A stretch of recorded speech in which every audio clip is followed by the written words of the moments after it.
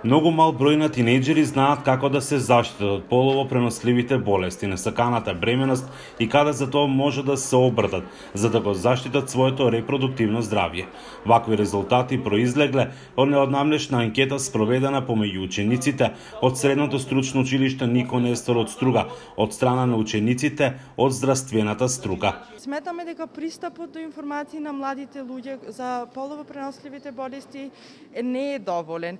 Најчистиот извор на информации се оние непрофесионални информации, како врсниците или социјалните медиуми. Едукацијата на младите во училиштата е навистина недоволна. Учениците често се здобиваат со погрешни информации, младите лица, исто така и се градат голем број на предрасуди. По повод Светскиот ден за борба против ХИВ-СИДА и неделата за борба против СИДА, ученици од 4-та година од оваа насока го пренесува своето знаење на останатите со цел подигнување на свеста за спречување и заштита од ваквиот тип на болести. Популацијата под 25 години, затоа што е најмногу сексуално активна, е исто така и најмногу изложена на ризик од овие болести. Им укажавме на тоа на клиничката слика на симптомите кои може да се пројават, затоа што тие не треба сепак да се занемарат. Беа изработени едукативни флаери и одржани презентации на класните часови. На класните часови во сите класови овај ден се одбележа како меѓународен ден на сидата. Учениците од медицинската струка, значи од сите години од 1 до 4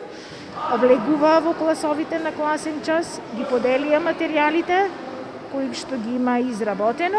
Волонтерите на Црвениот крст од Охрид пак на минувачите, вработените и посетителите во градските кафулиња и маркети им ставаат црвени пандалки како универзален символ за свеста дека сидата постои и како поддршка на оние кои живеат со сида. Инаку во Северна Македонија во 2021 година регистрирани се вкупно 42 нови лица со потврдена ХИВ-СИДА инфекција, а 4 лица починале. На клиниката за инфективни болести околу 330 пациенти моментално примаат терапија.